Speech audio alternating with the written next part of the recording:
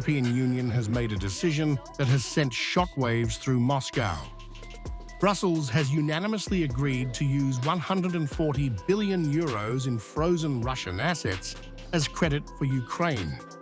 General Apti Alaudinov, hero of Russia and commander of the elite Akhmat special forces, isn't holding back his fury.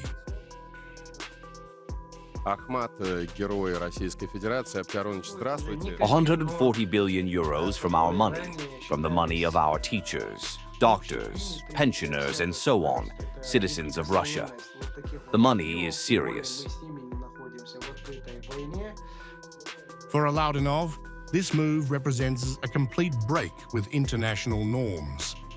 He argues the frozen assets seizure proves Russia is not fighting Ukraine, but what he calls the Satanist West.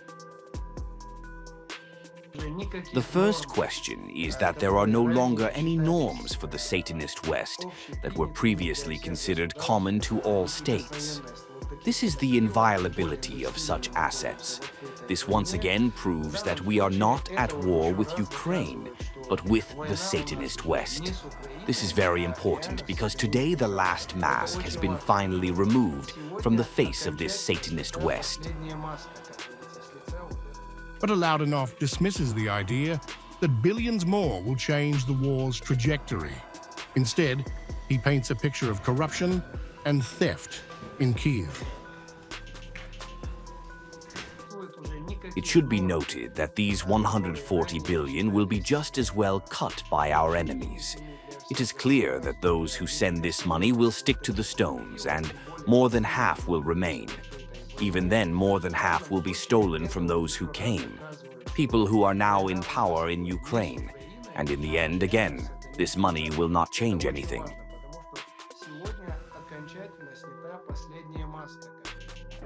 Reports suggest Washington could transfer Tomahawk cruise missiles to Ukraine.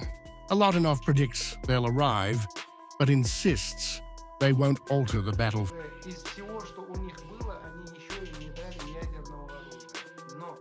They will give them another 100 or even 200 Tomahawks. What will this change? Yes, they will strike at our civilians. Again, they will do everything to cause indignation among our citizens within the country. But these strikes are not aimed at stopping us at the front line. They can't stop us with the use of this weapon.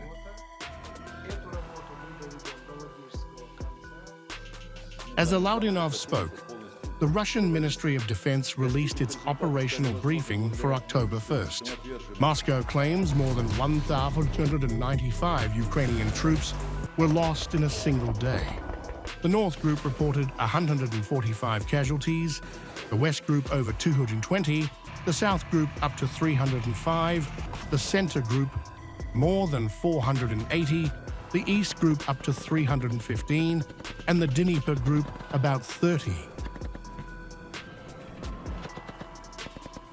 Russia says its forces are active across 6 major sectors from Sumy to Zaporozhye. The MOD claims the East Group captured the settlement of Verbovoye, while other units advanced on multiple fronts. Dozens of armored vehicles, ammunition depots, and even NATO-supplied radar systems were reportedly destroyed, including a US-made ANTPQ-50 counter-battery radar. We must realize all these subtleties of reality and do what we have to do. Either we defeat them or they defeat us. The West will not calm down until we defeat them. We don't need to think that it will be easy for us. Therefore, all this in total suggests that we still have a lot of work to do. We will bring this work to a logical conclusion.